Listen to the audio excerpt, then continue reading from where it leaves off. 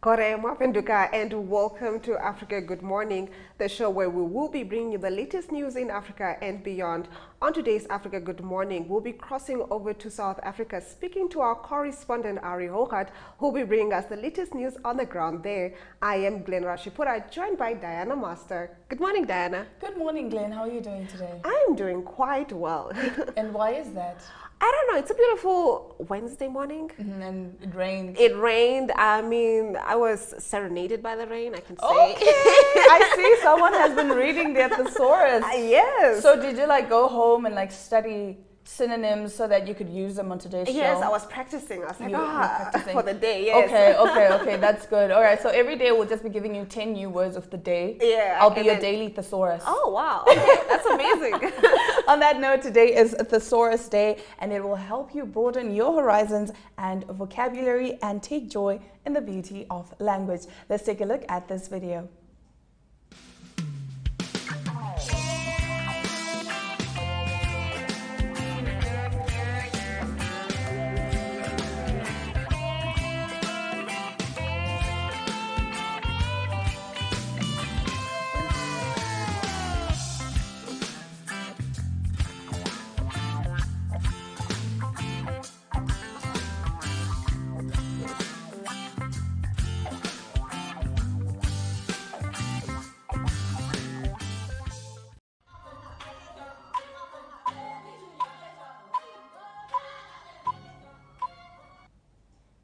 Let's get into your top stories. Armed men kidnapped 50 women and girls foraging for food in Burkina Faso. A group of women and girls foraging for wild fruits were abducted by armed men in separate incidents in Burkina Faso, the government said on Monday. Around 50 women and girls were taken in the incident, which happened on January 12 and 13 respectively, according to a statement by the governor of the country's Sahel region. Now, some of the women and girls were kidnapped around 15 kilometers from the town of Arbinda, while the others were taken from another locality in the Soum province. While out in search of wild fruits, these wives, mothers, and daughters were unjustly attacked by armed men, the statement said. It added searches began as soon as the disappearances were reported, the statement further said. Now, the Sahel region governor expressed his solidarity with the women's families on behalf of the government, adding authorities remain committed to doing everything possible to bring the situation to a successful conclusion. France's foreign minister said in a statement on Monday it condemned the kidnappings in the strongest possible terms and called for the immediate release of the women. France reaffirms its solidarity and commitments to Burkina Faso, the statement continued.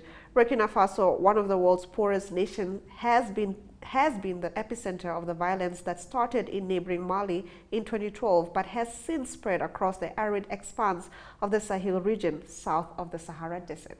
Now, equatorial dissident Obama Mifman dies in prison. A prominent dissident in Equatorial Guinea has died in prison while serving a 60-year jail sentence, his group said. Julio Obama Mifman, aged 51, who was also a Spanish citizen, was taken from South Sudan in a suspected kidnapping in 2019 and died in Oveng Azem prison in the eastern city of Mongomo, the MLGE3R movement said. It gave no date for Obama Mifman's death, but accused the country's hardline government of torture. MLGE3R stands for the Movement for the Liberation of the Third Equatorial Guinea and is based in Spain, the Central African state's former colonizer. On Monday, Equatorial Guinea's Foreign Minister Simeon Oyono Osono Angue said Obama Mifman died in a Mongomo hospital following an illness, but refuted any accusation of torture. A spokesman for the Spanish Foreign Ministry confirmed the death, but declined to give details. Andres Osono Ondo, head of Convergence for Social Democracy, Equatorial Guinea's only authorized opposition party, published a tweet in which he condemned Julio Obama's death in prison. He called for an international inquiry to clarify what happened and ensure that all prisoners have the right to family visits. Australian Open bans Russian and Belarusian flags from tournament. Russian and Belarusian flags have been banned from the Australian Open tennis tournament after a courtside incident. Spectators were initially permitted to bring the flags into Melbourne Park on the condition they did not cause disruption. but the organizers reversed that decision on Tuesday after fans displayed a Russian flag during a match between Ukraine's Katerina Bindel and Russian Kamila Rakhimova. The ban is effective immediately. We will continue to work with the players and our fans to ensure the best possible environment to enjoy tennis, Tennis Australia said in a statement. Ukrainian fans say they called police and security to the first round match on Monday, claiming Russian supporters were taunting Bindel. This is profoundly unsafe. The war is ongoing, one fan told a local newspaper, The Age. It's a small court. The guys were extremely close to the players, so there was an element of what I felt was intimidation. But one of the Russian men involved told the Age group his group had simply been cheering their countrywoman on. He said, people can view that as being obnoxious, but we were just being your normal supporters. There was no ridiculing or disrespect. Ukraine's ambassador to Australia and New Zealand had earlier called on Tennis Australia to take action.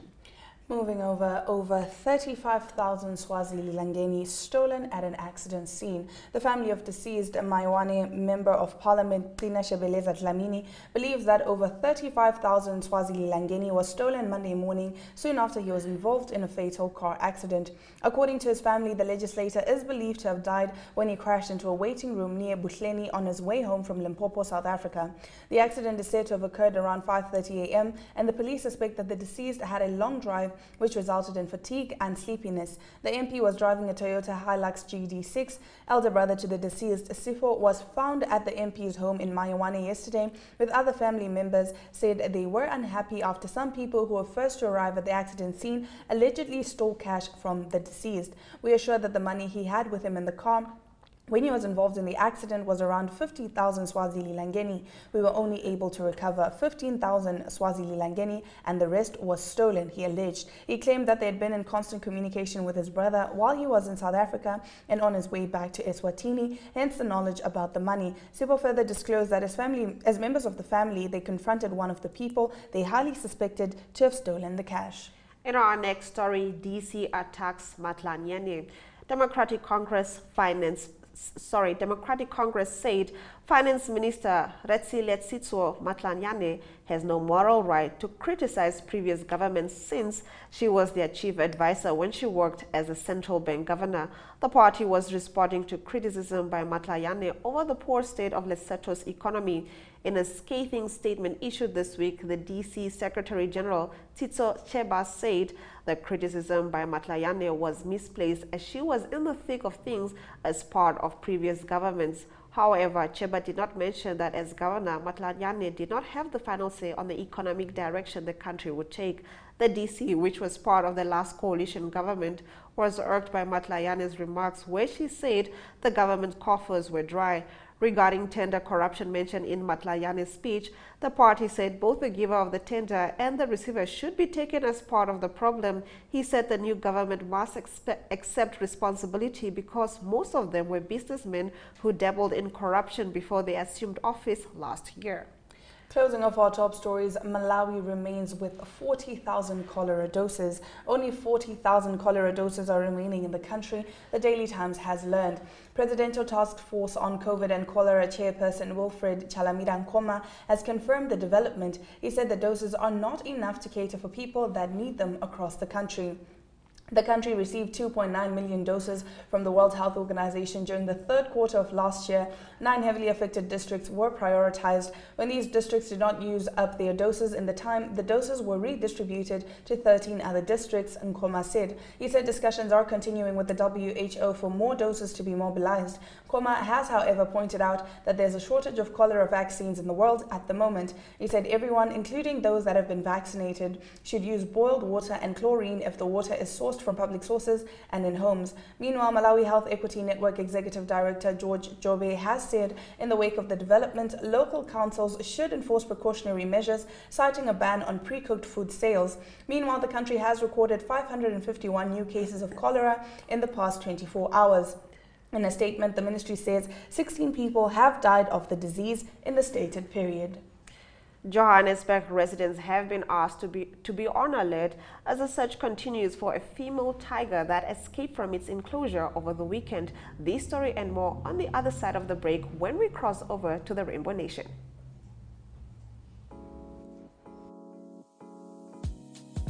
My.NA Property Show provides viewers with the best in-class content, engaging interviews, as well as a showcase of the latest property-related products and services.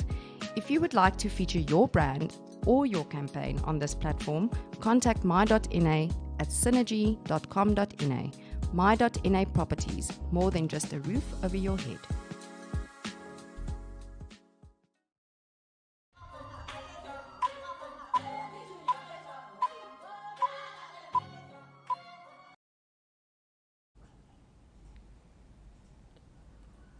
We're now going to try and cross on over to Ari Hochad in South Africa to give us the latest news on the ground. Good morning, Ari. It seems we're having a few technical glitches. Let's try again. Good morning, Ari. Yes, very good morning. Yes, there's a tiger on the loose, and I think there's an elephant in the room with Eskom, but I can hear you.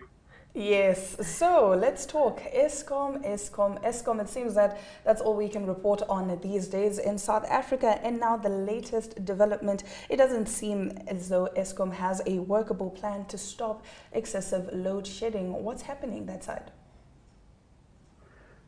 It is extremely disruptive, so it is concerning. That's maybe the biggest word, or the most important word to use. They seem to be making plans, but the problem with the plans would be that it's not going to be a short-term fix. It's going to be taking time. If you're going to be realistic, it's going to take another year or two of load shedding at least. It's just to kind of make sure that the damage isn't too big. That's all the important people meeting. The President Ramaphosa, they're meeting with all the role players. He didn't go overseas for meetings to address that, so good to him on that. The reality is that there's not enough money for diesel fuel. That is to fire up the open cycle gas turbine stations. That is because the coal stations, many of the coal stations are down. So needing about 7 billion South African rand to make things meet. But the treasury of the government say that they don't have the money to supply that. So that is the problem. Those are the gas turbines that need to supply power now. At the moment, reality on the ground, stage 4, 5, and 6. At times, where I live, it was 4 hours that it was off continuously. So it is a problem. I think the thing that comes to the front now, or the reality is that the water supply, you wouldn't think of that, but if you think about it logically, the power, the pumps, the water pumps need electricity. So it's becoming a problem in Cape Town. There's warnings of people must use water sparingly, water not getting to the right areas because of the water pumps being down because of load shedding. Then also there's the High Court. Also there's a High Court urgent interdict given by the Democratic Alliance. That's to challenge the NASA's increase of 18.65% for the next year increase in the tariffs. So that is also challenged in court. So overall, it is a challenge at the moment. At least all the important people are getting together. They should have done that some time ago. There is a plan, but we all see that it's going to take a year or two for load shedding. If they address that, it's going to take a while to fix this in South Africa. All right, all the best with that. Now, in your next story, the South African Competition Commission raided offices of South Africa's most prominent life insurance houses and believe these companies have been colluding for decades to fix prices. What's going on there? It's an interesting developing story. There's no official charges been laid against anyone, but there's been a raid on the offices late last year. It's all the top insurance companies. Well, it's in the news. I can mention them: Sanlam, Old Mutual, Hollard, Momentum, Discovery, just to mention a few. There's 8 of them. So the claims by the Competition Commission is that they have shared premium rates and shared fees for investment products. That's related to retirement annuities and life insurance. So that is not allowed by the Competition Commission. And accusations is that it might have gone back 34 years. It started in 1989 already. So they've got emails, they've got communications when they raided the companies. So they will now put a case together. So it's an investigation is ongoing, but it is concerning that there might be something not right in the way that the insurance companies work together, possibly. So that is all accusations at the moment, but it is concerned that the raid was done. We will be keeping an eye on that. And now, in an interesting turn of events, former President Jacob Zuma failed in his attempt to have current President Cyril Ramaphosa privately prosecuted, and former President Zuma now needs to focus on his pending arms corruption deal set for the 30th of January. As briefly as you can, please, Ari. Yes, I think it's South Africans just say that let's get that day in court. It is linked to the arms deal. So briefly, it is about Billy Downer being the prosecutor. President Zuma not happy with that. He also included Ramaphosa in that after writing a letter to him. But that has been the Constitutional Court said and unanimously dismissed it. Now, what's next? It's meant to be the 30th of January. Now, in a few days' time, it's meant to be the arms deal case that needs to start. And former President Zuma needs to will probably then get his day in court. Still a few days that's left, so something can still happen, and he can still maybe put something to the courts again, like he did for many years now. Now, in your last story, I understand that there's a female tiger on the loose in Johannesburg. What happened? It's on the loose. It seems like the fence was cut, so the tiger is on the loose. It's in a very populated area. It's in on the small holdings close to Johannesburg.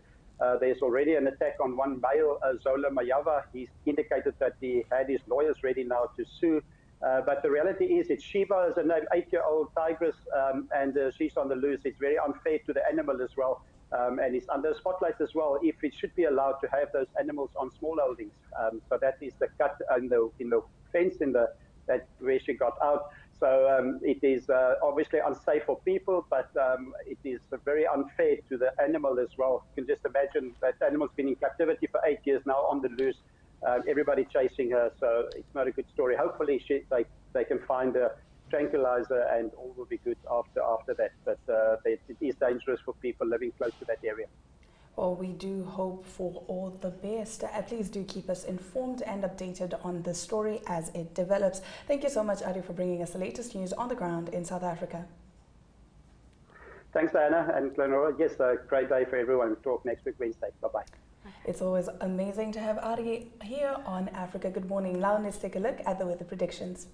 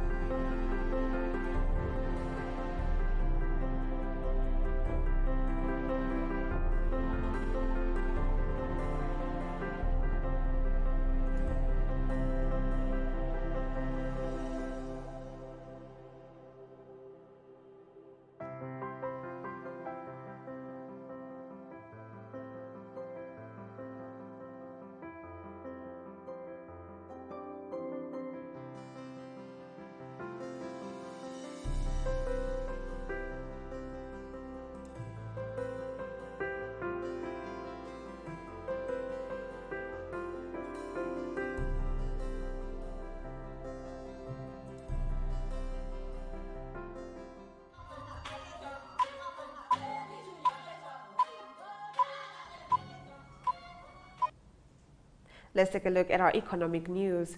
How lottery money was used to fund mansions for high flyers. A luxurious mountainside mansion with sweeping views of Simonstown and Falls Bay, owned by a trust controlled by dodgy Pretoria lawyer Leslie Ramulfo, was described as 5-star when it was put up for auction a few years ago. In rural Rustenburg in Northwest, a magnificent boutique hotel on a property owned by a company belonging to former National Lotteries Commission Board member William Huma lies in the picturesque foothills of the Kazwane Nature Reserve mountains, and in Midrand, Gauteng, a luxury guest house with conference facilities set in a large garden with a country feel is owned by a company belonging to Quieter Star and music producer Arthur Mufokete. The properties were frozen after the National Prosecuting Authority's Assets for Future Unit obtained a preservation order in terms of the Prevention of Organized Crime Act based on evidence gathered by the Special Investigating Unit. The act was promulgated in 1998 to combat organized crime, money laundering, and criminal gang activities. Now, Kenya declares war on millions of birds after they raid crops. A drive by the Kenyan government to kill up to 6 million red-billed quelea birds that have invaded farms will have unintended consequences for raptors and other wild species, experts have warned. The continuing drought in the Horn of Africa has reduced the amount of native grass, whose seeds are quail's main food source, causing the birds to increasingly invade grain fields, putting 800 hectares of rice under threat. About 121 hectares of rice fields have already been destroyed by the birds. Now, the spraying of fenthian and organophosphate pesticide has been the method of choice in fighting the pests in Africa, but the chemical has been described by researchers as toxic to humans and to other non-target organisms. Fenthian can therefore injure or kill indiscriminately, with consequent adverse effects on non-target organisms, the researchers have concluded. Let's take a look at our economic indicators before we get into your sports package with Ari Hohat.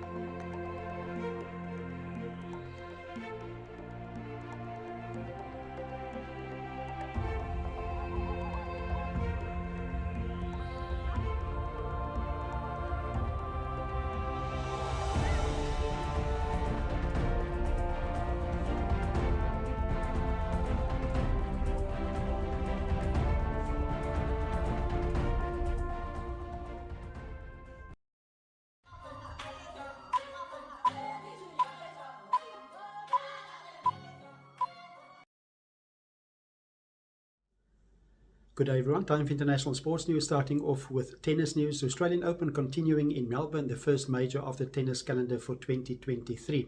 Exciting tennis already. Let's go to the men's draw first, and it is the result from the first round. It's Andy Murray of Great Britain. He's from Scotland. He beat the 13th seed Matteo Berrettini. Great result for Andy Murray, and he beat him in 5 sets, 6-3, 6-3, then 4-6, 6-7, and 7-6 in the 5th set.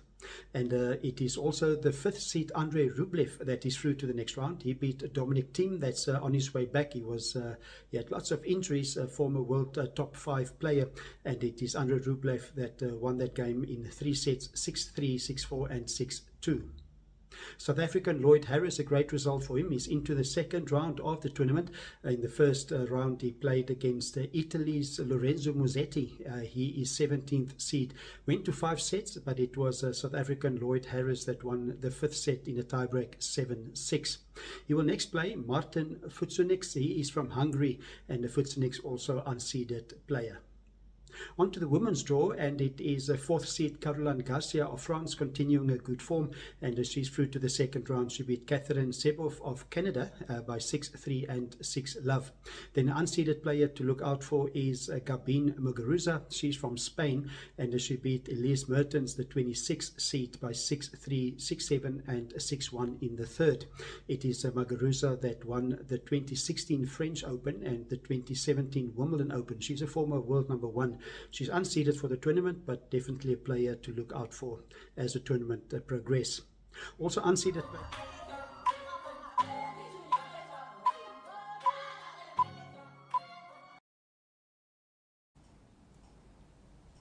That brings us to the end of our show, but before we sign off, let's take a look at the highlights from today's broadcast.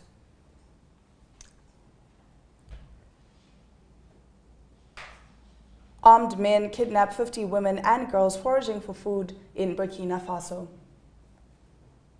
Equatorial Guinea dissident Obama Mifman dies in prison. Australian Open bans Russian and Belarusian flags from tournament.